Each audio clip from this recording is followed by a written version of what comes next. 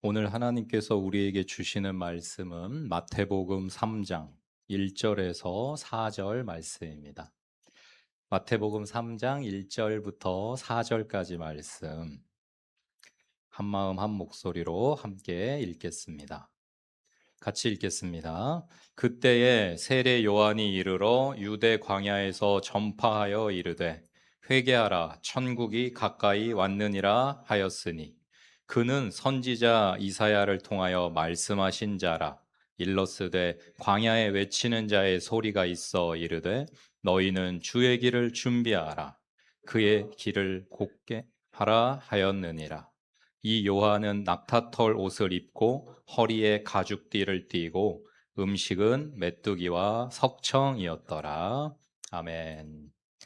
이 본문 말씀과 함께 예배가 되는 삶은 온 삶이 하나님의 것으로 드려진이라는 제목으로 함께 말씀 나누려고 합니다. 오늘 우리 홍재욱 집사님 생일인데요. 우리 박수로 축하하겠습니다. 생일에 만나니까 더 반갑고 생일에 함께 예배할 수 있어서 더 기쁘네요. 곽태훈 집사님 어머니 퇴원 잘 하셨어요? 아유, 지난 한 주 동안 어머니 입원해 계셔가지고 우리 곽태영 집사님 병간호 하시느라 고생 많으셨는데요. 우리 강성현 집사님, 곽태영 집사님 수고 많으셨고 또 어머니 빨리 쾌차하셔서 건강하실 수 있도록 우리 박수로 격려하겠습니다. 17세기 네덜란드에 부엌을 그린 화가가 한 사람 있었습니다. 어떤 작품인지 맞추실 수 있으면 재밌을 것 같네요. 17세기 네덜란드예요. 그림 속에는 한 여인이 있습니다. 조용히 우유를 따르고 있어요. 힌트를 너무 많이 드리는데요. 창으로 스며든 빛이 여인의 팔과 식탁 위에 빵, 낡은 항아리 위에 가만히 내려앉습니다. 그 여인은 왕도 아니고 전쟁 영웅도 아니고 성인도 아니에요. 그저 부엌에서 일하는 사람인데 그 풍경을 그림으로 그려냈어요. 누군가 화가에게 물었습니다. 그릴 게 얼마나 많은데 왜 하필 이런 걸 그리셨느냐? 왜 이런 질문을 던졌느냐면요. 그 당시에는 그런 걸 그리는 것이 흔한 일이 아니었기 때문이에요.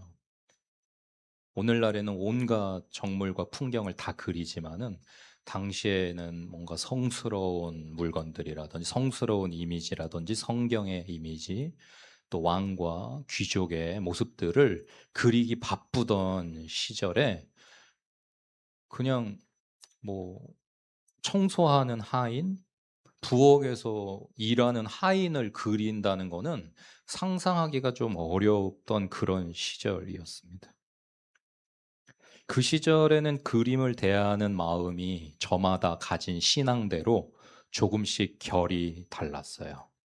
가톨릭은 가톨릭대로, 개신교는 개신교대로, 또 여러 가지 교단을 따라서 그림에 대한 마음가짐이 달랐는데 어떤 이들에게 그림이란 성스러운 것을 담아야지만 뜻이 있다, 가치가 있다라고 생각했습니다.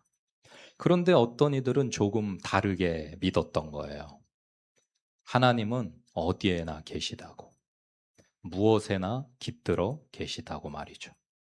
그러니 식탁도, 낡은 항아리도, 부엌에서 일하는 손끝에도 하나님의 창조를 가만히 찬양하는 자리가 될 수 있다고 믿고 자신의 그 신앙을 그림에 투영한 것이죠. 이 그림을 찾아오시는 분에게는 선물을 드리겠습니다. 제가 말씀드린 그림의 이미지를 마음에 품으신 채로 오늘 본문을 함께 생각해 보자고요. 세례 요한이라는 사람이 나옵니다. 세례 요한이라는 사람의 삶 전체가 어쩌면 바로 그 그림과 일맥상통하고, 하나님의 영광은, 성스러운 것이란 어디에나 깃들어 있을 수 있지 않을까라는 이 질문에 대한 대답이 세례 요한의 삶이기도 합니다. 평범한 하루하루도 여러분이 살아내신 오늘 하루가요, 하나님께 드려지는 아름다운 예물일 수 있고 거룩한 예배일 수 있습니다. 세례 요한은 유대 광야에서 활동했어요.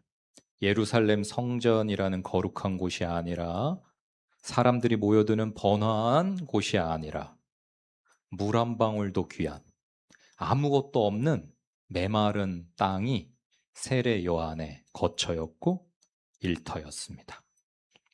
아무도 그곳에서 있고 싶지 않아 하는 그런 곳이었죠.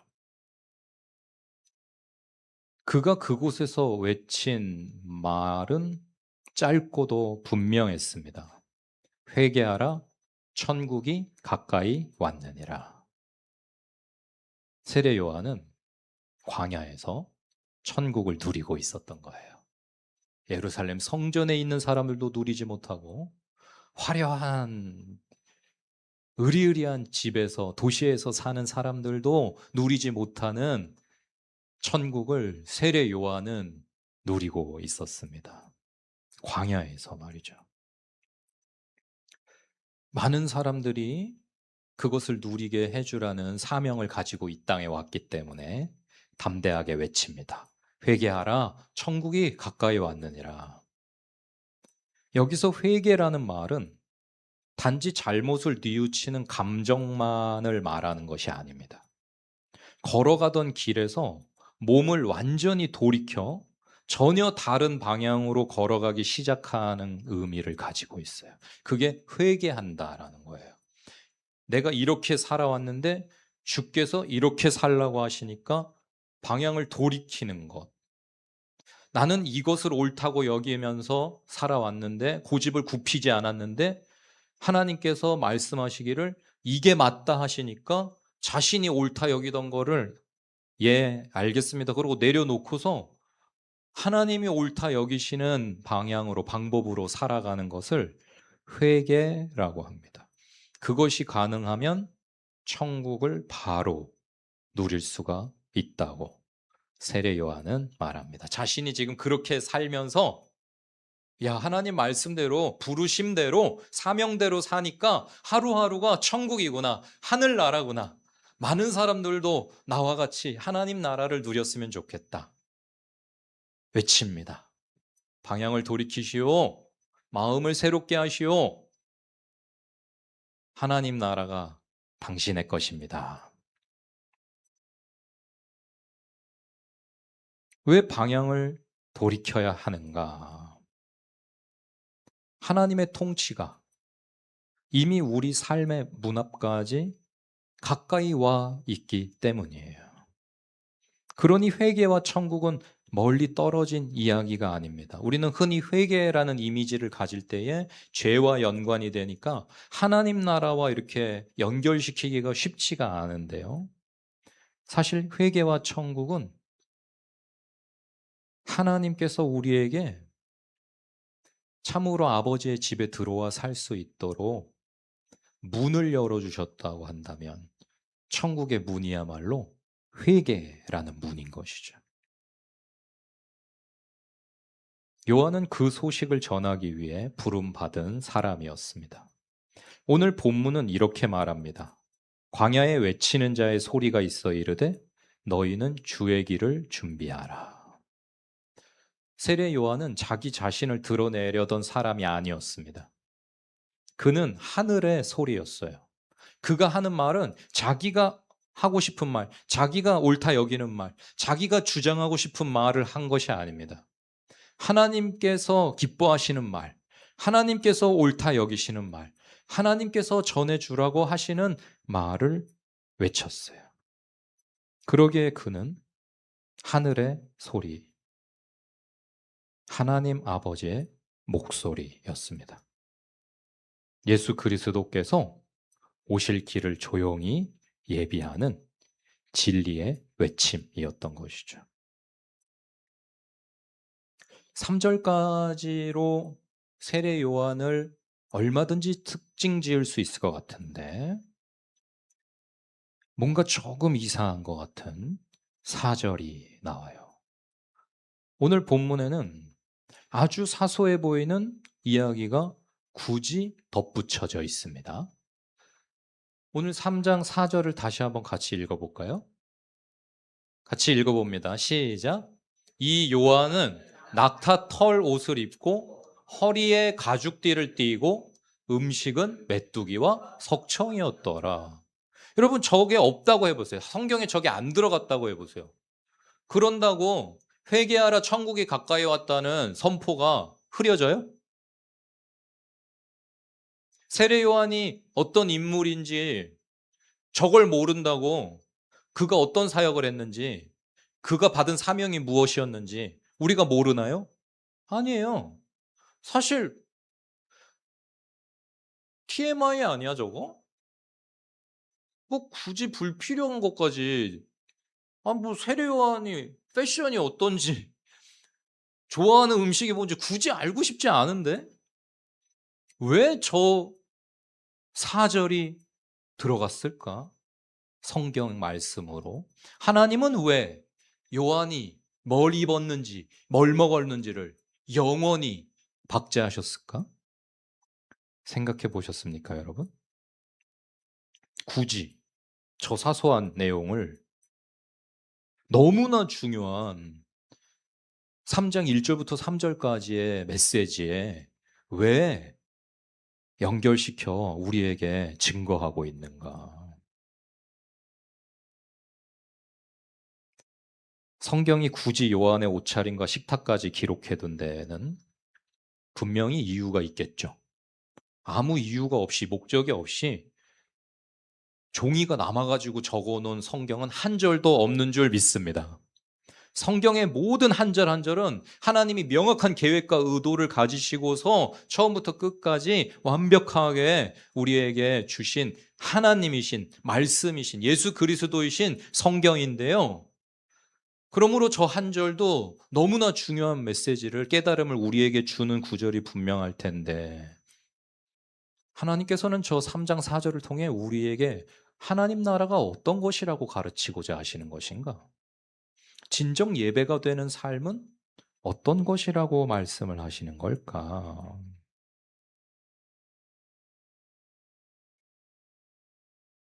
저는 개인적으로 이 짧은 구절이 사실 만약에 소설이라고 하면은 중요한 문장들, 중요한 힌트가 되는 어떤 대사들 가운데 그냥 아무것도 아닌 것처럼 그냥 쓱 읽고 지나갈 법한 그런 문장인데요. 여러분이 미스터리를 좀 읽어보셨으면 아시겠지만 작가들은 언제나 야, 이게 핵심 힌트인 것 같은데? 야, 이게 진짜 중요한 대사인 것 같은데? 라고 우리가 속아 넘어갈 만한 거는 사실은 진짜 중요한 단서들이 아니고요. 그 가운데에 별거 아닌 것처럼 쓱 지나가는 문장이 대사가요.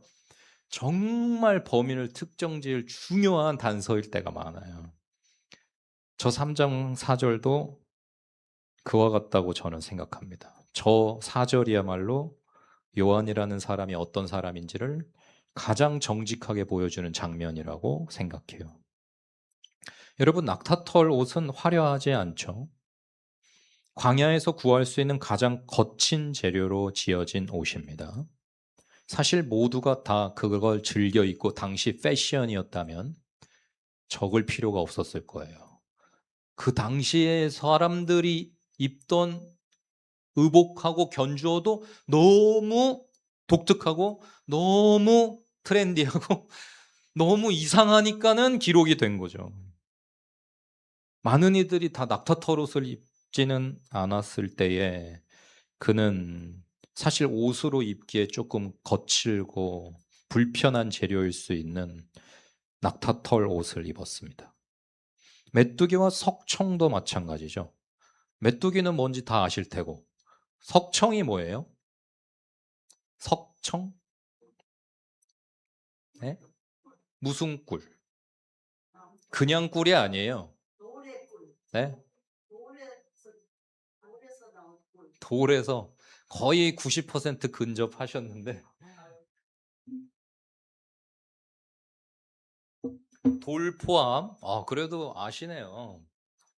돌 포함 야생에서 구한 꿀을 석청이라고 그래요. 와일드 하니라고 그래요. 영어로는 와일드 하니. 야생꿀이에요. 야생꿀. 석청. 그러니까는 광야에 야생꿀이 세례 요한의 주식이었고 메뚜기가 주식이었어요. 옛날에는 당연히 야생꿀 많이 썼잖아. 당신은 그랬죠. 네, 맞습니다. 근데 그때도 이미 양봉 기술이 있었는지 제가 사료를 아직 찾아보지 않는데 왠지 그때도 이미 양봉 기술이 있었을 것 같아요. 예수님 시대에 양봉 기술이 있었는지들 AI한테 한번 물어보시고 당시 대부분의 사람들이 흔하게 먹던 음식은 아니었기에 기록이 되어져 있는 것이죠. 모두가 광야에 가서 야 식사 시간 됐는데 오늘은 저기 광야 레스토랑에 가서 우리 메뚜기랑 석청이나 먹어볼까? 뭐 이렇게 하지 않던 시절에 그의 음식은 상당히 독창적이고 상징적이었어요. 낙타털옷과 마찬가지로 시장에서 사온 것이 아니라 자신이 사는 그 땅, 하나님이 내게 주신 그 땅에서 나는 자연이 내어주는 선물 그대로를 받아서 자신의 생명의 양식으로 삼았습니다. 그러니까 요한의 옷장도 요한의 식탁도 이미 하나님께 조용히 드려져 있었던 세례 요한에게 있어서는 예배이고 찬양이고 열매인 것입니다. 왜 일부러 튀려고 그러나? 관종인가? 세례 요한? 관심 받고 싶어서 안달이 나가지고 옷도 일부러 이상하게 신기하게 입고 먹는 음식도 사람들이 와 저런 거 왜 먹어? 괴팍해 막 그럴 이상한 것들만 먹었나? 그것이 아니고 세례 요한에게는 하루하루를 사는 삶 자체가 어떤 음식을 먹는 것이 어떤 옷을 입느냐가 다 하나님이 나를 부르신 그 사명에 합당한 것이어야지 됐던 거예요. 자신의 이미지를 사람들이 볼 때 세례 요한 그러면 어떤 옷을 입고 어떤 걸 먹고 그의 생활은 어떻고 그의 말은 어떻고 그것을 딱 생각만 해도 세례 요한이 무엇을 위해서 사는 사람인지가 분명하고 그가 가치 있게 여기는 가치들이 뭔지가 분명하게 보여지고 모든 것이 하나님과 연관지어 생각하지 않고는 생각할 수 없는 만약에 하나님 앞에 하나님의 부르심대로 살려고가 아니었다면 절대 그렇게 입지 않고 절대 그렇게 먹지 않고 절대 거기서 살지 않았을 그라는 것입니다. 그러므로 사실 옷이 음식이 사는 곳이 세례 요한을 특징 지은 것이 아니라 하나님의 부르심이 하나님의 뜻과 계획이 세례 요한을 특징 지은 것입니다. 이 사람은 이걸 위해 태어났다. 더 근원적으로는 이 사람은 이것을 위해 창조되었다. 그것을 깨달아 알아 하나님께 온전히 자신의 온 삶을 드리고 하나님의 뜻에 맞추어 살아갔던 세례 요한의 하루하루는 비록 광야에서 낙타털 옷이나 입고 메뚜기와 석청을 먹으면서 살았지만 그 누구도 무시할 수 없는 거지라고 비천한 인생이라고 망한 인생이라고 난 저렇게는 안 산다고 손가락질하는 그런 인생이 아니라 많은 사람이 와서 그에게 자신들이 갖지 못한 구원을, 영생을 묻는 그런 인생이 된 것입니다.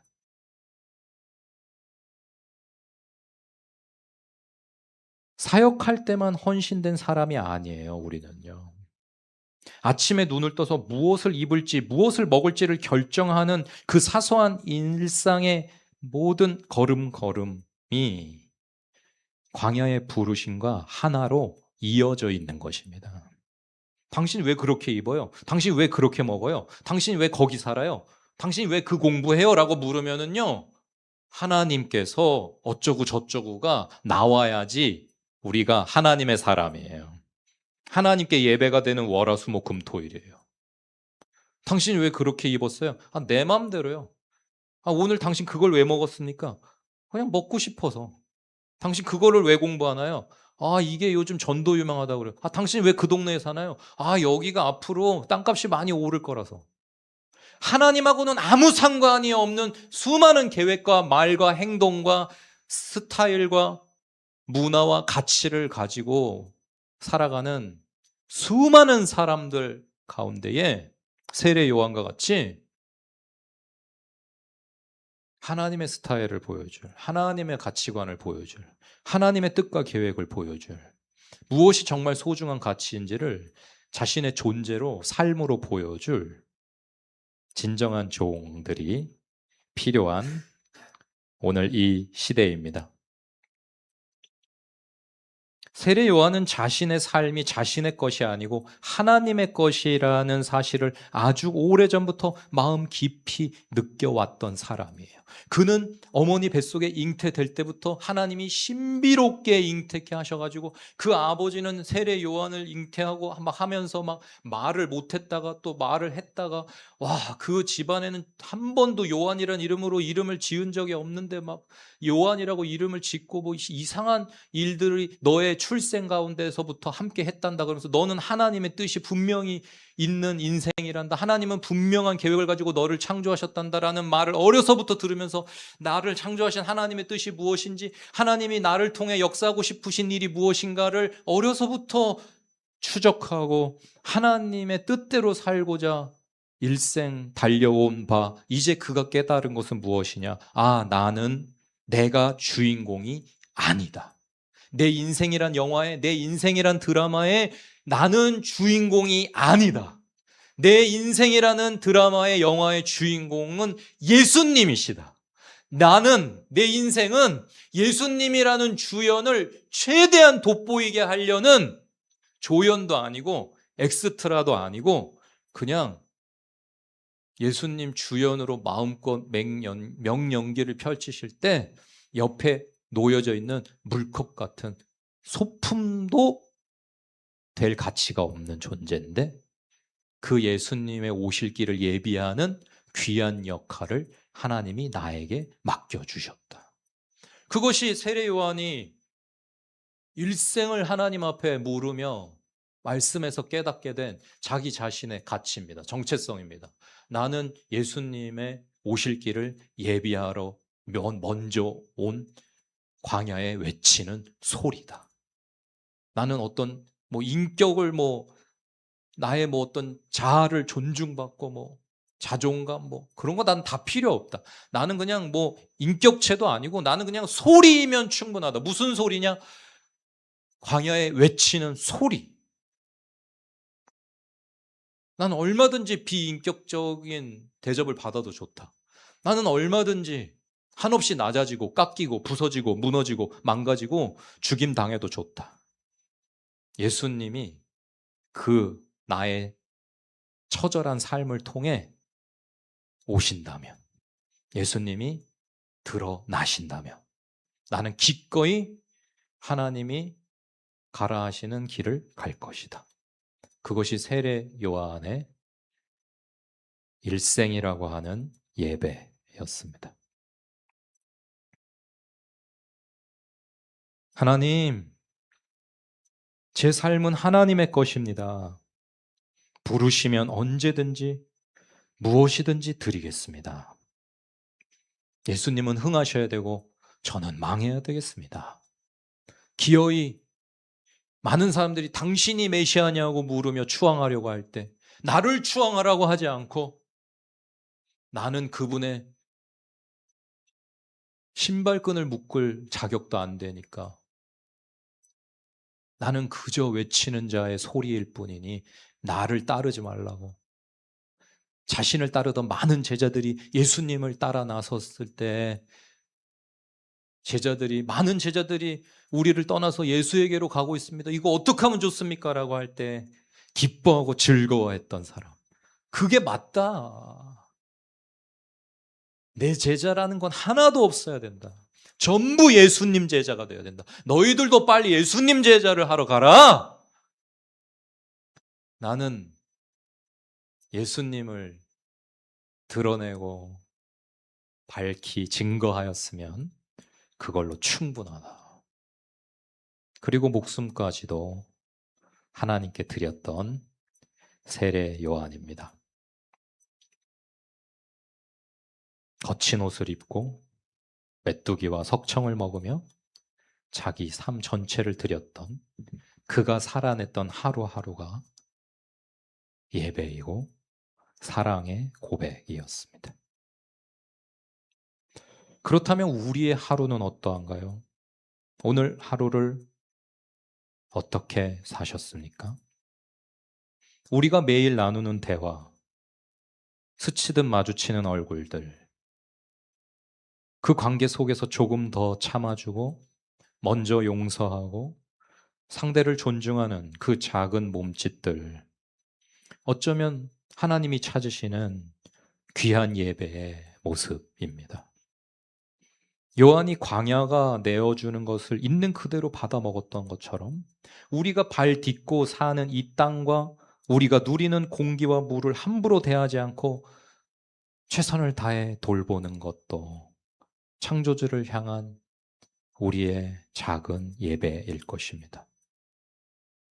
조금 더 넓게 보면 우리가 사는 도시와 우리가 만들어내는 것들, 우리가 소비하는 방식까지도 하나님이 지으신 세계에 대한 책임과 무관하지 않겠죠.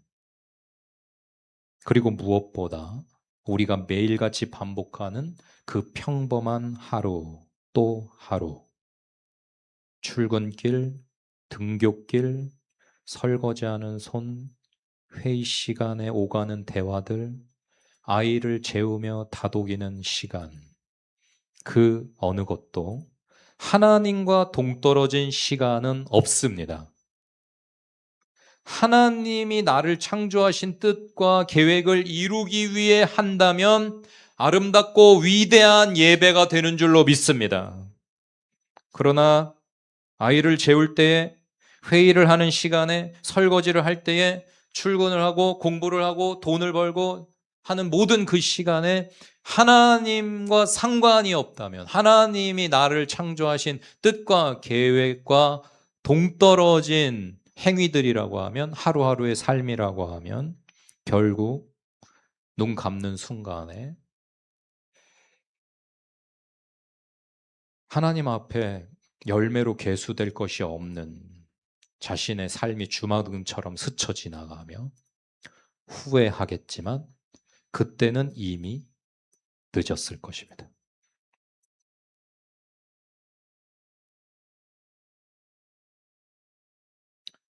오늘 우리는 중요한 질문 앞에 서야 합니다. 주님이 나에게 무엇을 원하시는지. 세례 요한은 하나님이 나에게 무엇을 원하시는지를 알아서 어디서 살아야 될까를 결정할 때, 하나님이 나 광야에서 살아야 된다고 하시네. 광야에서 살아. 나 어떻게 입을까? 나 패션을 어떻게 할까? 낙타 털옷을 입으라고 하시네. 오케이. 너무 덥지만, 너무 불편하지만, 따갑지만, 뭘 먹을까? 메뚜기와 석청. 왜 맨날 그것만 먹어야 되는지 모르겠지만 하나님이 그렇다고 하시니까 오케이. 감사합니다. 매일 똑같이. 어제도 메뚜기였는데 오늘 점심 또 메뚜기야? 오늘 저녁 또 석청이야? 그래도 감사합니다. 아멘. 감사합니다. 할렐루야. 왜 그렇게 살아요? 많은 사람들이, 가족들이 묵을먹겠죠. 친구들이, 제자들이. 아니 꼭 그렇게까지 하면서 사셔야 됩니까? 어쩔 수가 없다고. 뭐가 어쩔 수가 없는데요? 내가 이러고 싶어서 이러는 게 아니야. 하나님이 내가 내 생명보다 귀히 여기는 나를 구원해 주신 내 아버지가 이게 맞다고 하셔서 그래. 그래서 나 여기 살아. 그래서 나 이 옷 입어. 그래서 나 이거 먹어. 그래서 나 이 직장이야. 나 그래서 오늘도 이렇게 살았어. 여한이 없어. 후회도 없습니다. 오늘 오라 하셔도 마라나타. 여러분, 그것이 믿는 자의 하루하루인 것입니다. 왜 그러는지가 분명한 사람. 왜 그렇게 말하는지, 왜 그렇게 생각하는지, 왜 그렇게 행동하는지, 왜 돈을 거기다 썼는지, 왜 시간을 거기다 썼는지, 왜 그런 것들에 가치를 두는지가 분명한 사람. 하나님께서 그리 말씀하셨기에.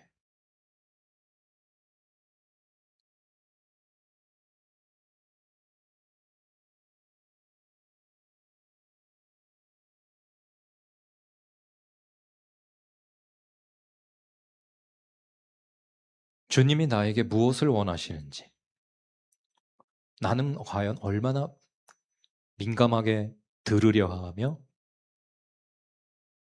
정말 하나님을 믿는다라고 하면서도 그분에게 주권이 있고 예수님이 나의 왕이요 주인이라는 고백을 가지고 있으면서도 얼마나 정말 내 매일의 하루하루의 삶에 그것이 정말 인정되어지고 즐거이 순종하며 따르고 있는가. 여러분, 오늘 회개의 자리로 나아가셔서 천국에 들어가시기를 축복드립니다. 분명한 것은 여기 있는 저와 여러분 모두는 교회와 복음을 위하여 주님이 분명히 명하실 일이 있는 일꾼들인 줄 믿습니다.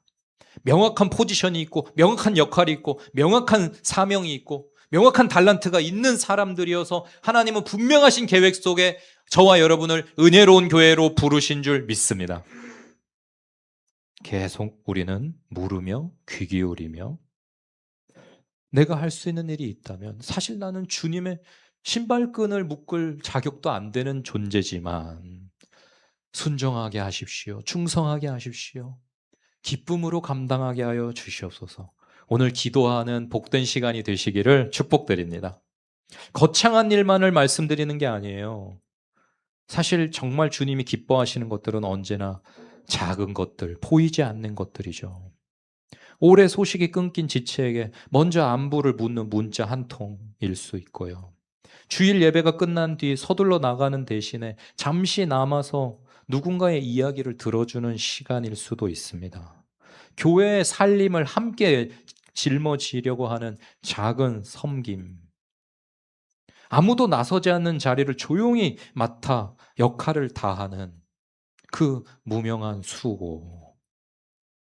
또 어떤 이에게는 자신의 직업과 하루의 노동을 통해 정직하게 살아가는 것 자체가 복음을 드러내는 방식이죠. 회사에서, 학교에서, 가정에서, 삶의 자리에서 그리스도인답게 말하고 일하는 것. 그래서 믿지 않는 분들이, 가족들이 볼 때에 정말 예수를 믿는다는 게 뭔지, 하나님의 자녀인 예수의 신부인 사람의 삶은 어떻게 저렇게 다른지가 분명하게 보여지는 그것이 저와 여러분의 분명한 부르심인 줄 믿습니다. 또 누군가에게는 오래 미뤄온 용기를 내어서 곁에 있는 사람에게 예수님에 대해 조심스럽게 말을 건네보는 작은 용기일 수 있습니다. 또 누군가에게는 이름도 얼굴도 모르는 어느 선교지를 위해 꾸준히 기도하는 기도의 자리일 수 있습니다. 여러분, 무엇이 되었든 하나님의 부르심은 대개 화려하지 않습니다. 세례 요한처럼 말이죠. 광야에서요, 낙타털옷 입고요, 메뚜기와 석청이에요. 미치광이라고 조롱받고요. 이리 끌려다니고 저리 얻어터지다가 그 끝엔 감옥에 갇혀 잔인하게 처형당했지만 태어난 날부터 목이 달아나 부르심을 완수하는 그때까지 하루하루가 모든 순간순간이 하나님을 향한 사랑의 고백이고 예배이기를 바랐던 세례 요한에 내세울 것 하나 없고 자랑할 것 하나 없으며 화려하지 않지만 하나님께서는 말씀하시기를 여인이 낳은 자 중에 가장 위대한 자다 라고 예수님이 자랑하신 진정한 예수님의 신부, 하나님의 자녀인 세례 요한입니다. 저와 여러분도 그와 같으시기를, 그와 같기를 감히 꿈꿔 보시기를 축복드립니다.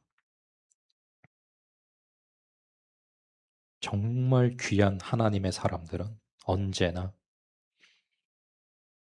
소박하고 눈에 띄지 않는 모습으로 우리 가운데에 조용히 겸손하게 소리내지 않고 주장하지 않고 성내지 않으며 묵묵히 자신의 사명을 다합니다.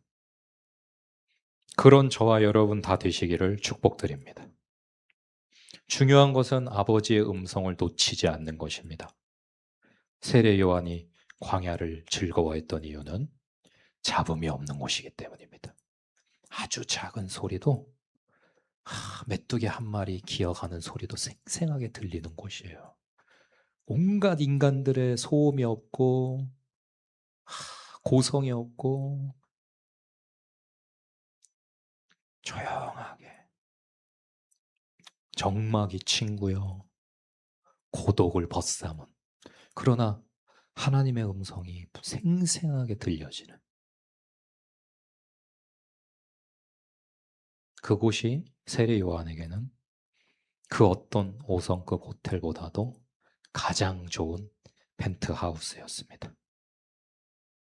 하나님의 음성을 가장 잘 들을 수 있는 곳. 여러분, 그곳이 어디인지를 깨달아 하셔서 그곳에 거하기를 즐거워하시는 저와 여러분이 되시기를 축복드립니다. 여러분의 삶 중에 은혜로운 교회 예배 처소일 수 있습니다.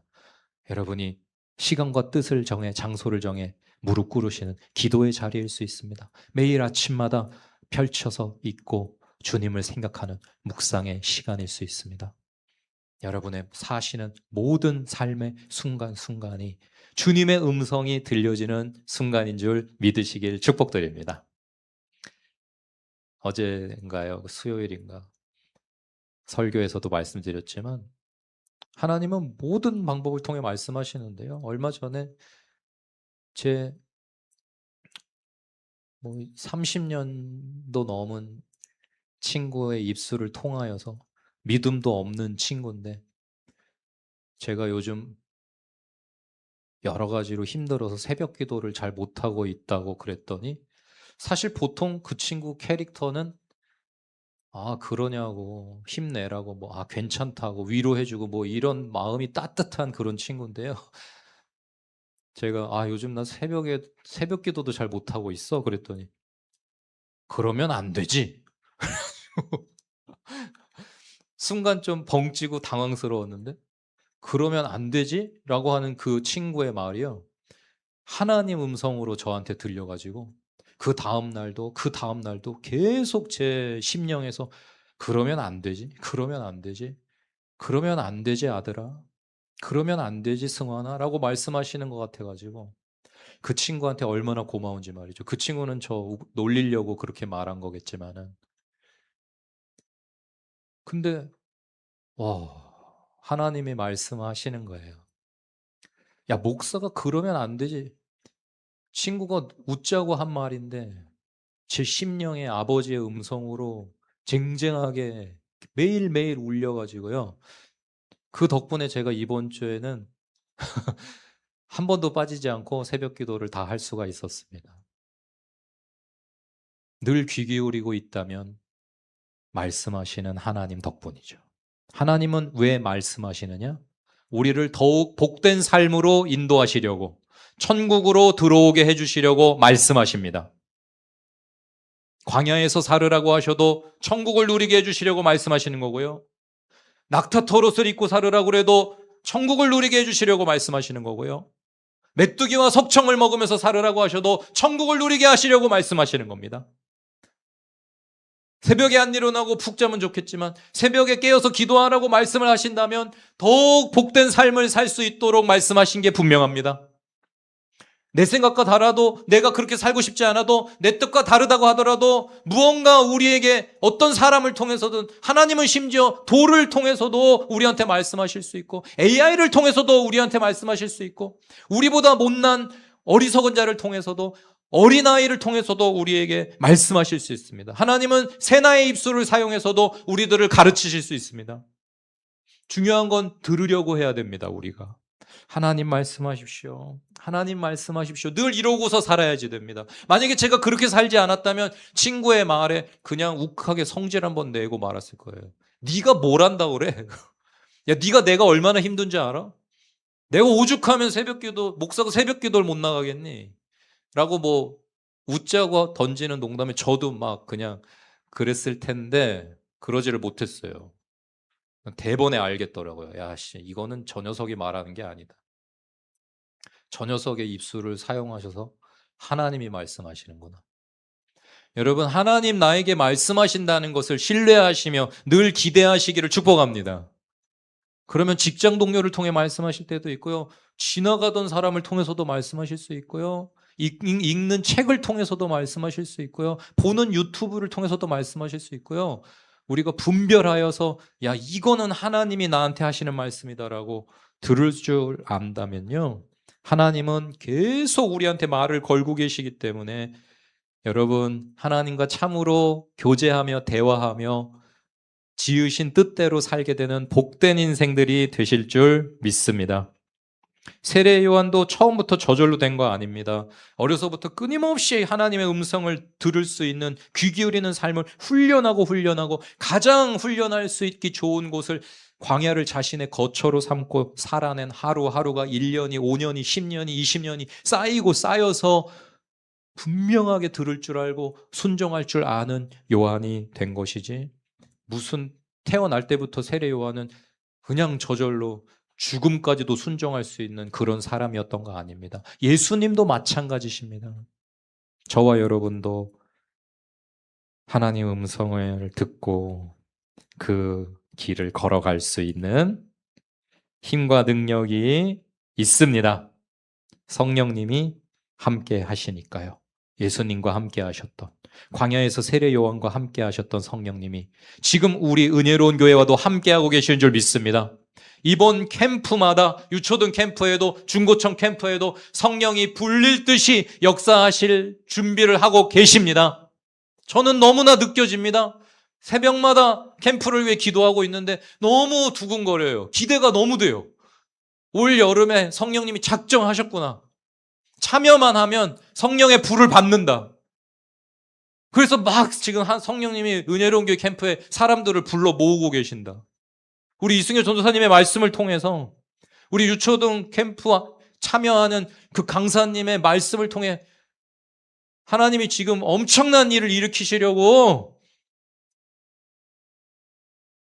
일을 벌이고 계시는구나가 너무 분명하게 느껴져요. 여러분도 기대하시면서 기도하시기를 바랍니다. 기도하시면서 준비하시고 자녀들을 반드시 캠프에 보내시고 참여하는 우리 유초등 중고청 친구들은 사모하는 마음으로 기도로 캠프를 준비하세요. 이번 캠프에 저를 꼭 만나 주십시오. 주님 음성을 꼭 듣게 해주십시오. 주님이 저를 얼마나 사랑하시는지를 분명하게 깨닫는 캠프가 되게 해주십시오. 제 인생에 잊을 수 없는, 내가 이렇게 살고 있었는데 이렇게 살게 되는 회개가 이루어지는 캠프가 되게 해달라고. 기도하고 참여한 캠프에는 반드시 역사하실 줄 믿습니다. 그냥 놀러가는 캠프가 아니라 즐겁고 신나는 시간이 아니고, 그런 시간들 다 중요하겠지만은, 근데 이번 캠프에 반드시 하나님의 음성 듣는다. 나를 향하신 하나님의 창조의 계획을 내가 반드시 깨닫기 원한다. 하나님, 말씀하십시오. 내가 왜 존재해야 되는지, 내가 이 버겁고 힘들고 문제 많은 인생을 왜 매일매일 계속 살아야 되는지 하나님 말씀하십시오. 우리 자녀들을 위해 기도해 주시기를 부탁드립니다. 여러분 설레는 마음으로 오늘 물으십시오. 주님, 제가 무엇을 할까요? 어떻게 살까요? 나를 통해 교회와 복음을 위해서 하고자 하시는 그 작은 일이 무엇인지 알려주십시오. 이번 새로운 또 하루하루를 살아가실 때에 여러분의 부엌에서, 일터에서, 사람들 사이에서 그 평범한 하루하루가 사실은 하나님을 향한 예배였다는 사실을 기억하며 누리며 살아가시기를 축복드립니다. 혹시 주님이 조용히 건네시는 부르심의 음성이 들려올 때에 못 들은 채 하는 게 아니라 나는 그거 싫어요 할 수도 있지만은 예, 주님 제가 한번 해볼게요. 제가 그거 맡아볼게요. 제가 그거 섬겨볼게요. 예, 제가 그거 희생하겠습니다. 예, 제가 주님 그거 내놓겠습니다. 주님 말씀하시니 주님 따르겠습니다. 세례 요한처럼 우리도 헌신으로 조용히 응답할 수 있기를 소원합니다. 처음 말씀드렸던 우유를 따르던 그 여인은 무명한 한 명의 하녀이지만 그 여인의 손끝에도 내려앉았던 빛처럼 저와 여러분의 평범한 하루 위에도 하나님이 비추어 주시는 믿음과 소망과 사랑의 빛이 함께 하시기를 축복드립니다. 기도하겠습니다.